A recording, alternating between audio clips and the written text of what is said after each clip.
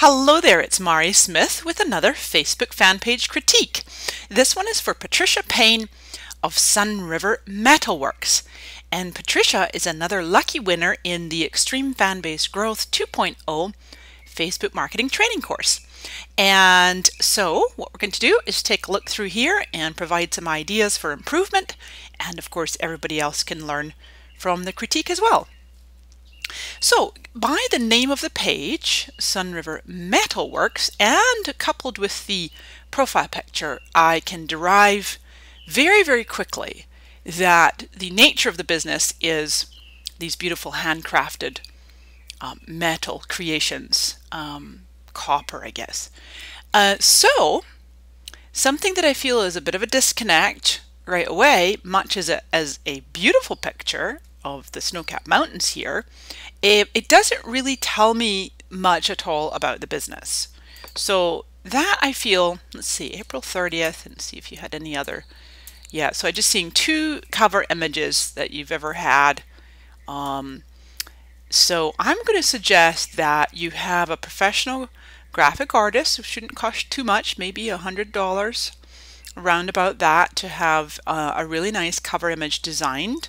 That might be a display of some of your beautiful metal works and might say, you know, who you cater to, a little bit of some verbiage, and then just really something striking that would, when people first land on your page, they would go, oh, okay, I get what these people do and I want to know more. Then we come down here, we're going to notice the verbiage here. Now remember that people will notice color and then graphics, and then placement, and then actual verbiage last. So I'm seeing here home decor, you're in the right category, it seems, so that's great. It's a small home-based Central Oregon business that creates one-of-a-kind items to enhance your home, garden, or destination. So I think that is really important to state when you, assuming you do have a new cover image design. I'd love to really point out that these are unique and one-of-a-kind, very special. My stepfather actually turns wooden bowls up in BC, Canada, and he does the same thing. They're one-of-a-kind. Every single beautiful creation he makes is unique and one-of-a-kind. So it's very special to have an artisan that does that. Now, and then I'm seeing you don't have any other tabs. You just have the default photos and likes. You might consider adding an app or two, even if one is just, you know, a redirect inviting people to go to your website, which you can do with a free app like Woobox, WOOBOX.com. Let's click into your About section, see what else you got here. Products, metal, wall and garden art, signs and customer. Okay, very good. Verbiage here. Okay, so it looks like you've got some decent keywords in here. Just want to reiterate, in many of my past videos and trainings, I really want to emphasize the fact that this About section is indexed on Google. In fact, all your posts and all your information on your fan pages is 100% public and is indexed on Google and Bing. So you want to make sure this has got some great keywords that people might be searching for on the internet at large, not necessarily just on Facebook, but on Google or Bing. And here we see Pat Payne, and I'm going to follow you just because. I like that you featured yourself there. That's a nice way always to humanize the business, feature your profile. I do love your avatar. That's really pretty. I mean, that obviously, it really stands out on the white background, and you can see it even in the small version, which is what most people see. Now, you do lend yourself very much to a visual business. So, and I love the images as I was scrolling through just before I hit record. I like that you are photographing them on a white background. It really makes them stand out. And then you can see some, they're actually in context. So really nicely done. Oh, and this was your logo installed on the gate. Very nice. Now I am curious, this is just something food for thought. I don't know if you actually have a physical location that people can come in and shop there locally. I'm presuming that you do.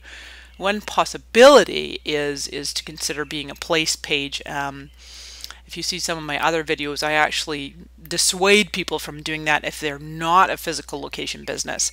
The one advantage is that you then have the ability for people that do come to your location, they can check in, which goes out to their friends in the newsfeed. They can leave you recommendations, which would be a little section down here, and they can write you, give you reviews and stars and stuff, and that also goes out in the newsfeed of their friends. But overall, I would obviously like to see you growing more fans, which obviously you're in the Extreme Fan Base Growth course to be able to do that. And let me just click through to your website and see. Great. Okay, this is a nice looking site, a lot of white space, fun logo. You got some movement going on there. Made to order. See, that's the kind of thing I'd love to see on your cover image. Made to order. Signs and decor. You love it, we create it. Really nice. Yeah. And so I am curious if you have an email list. It looks like you have, maybe you have a blog. You're doing something on Pinterest here. It says don't forget to follow us on Pinterest, but those are grayed out. They're not actually clickable. Looks like you're on Google Plus, on Twitter. Great, great. Okay, so as I've mentioned in some of my previous trainings, I am going to highly recommend that one area you could focus on for social media growth is proactively following targeted people. Presumably lots of them in the Central Oregon area, and obviously you might have tourists come through and just really have an active growth strategy over here on Twitter, which you can then also bring people over to Facebook from Twitter.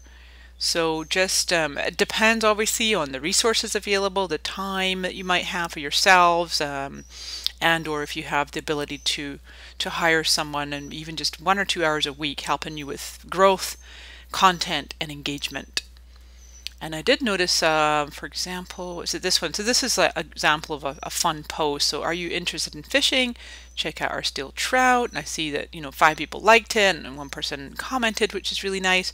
Let's see if I click on your hourly link, where does that take me to? Okay, so because that hourly link took us directly to your website, I'm going to recommend that, even though this is a wonderful way to track click-throughs, I'm just personally a big fan of using the long URL, especially if you're sending them to your website, because then people would just see, and it's, especially too, like if this had its own unique URL, like the longer URL as opposed to just the sunrivermetalworks.com.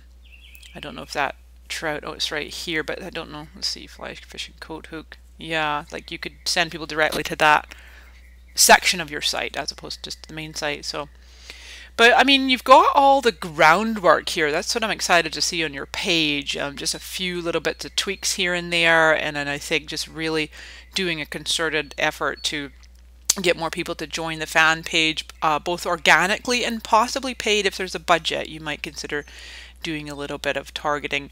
And I'm assuming that anybody that would be interested in gardening and landscaping, certain like countries, countries, what I'm trying to say, people that have maybe like property in the country where they want to have that, or they don't have to be in the country, obviously the city as well, that just would love to add this really sweet personal touch.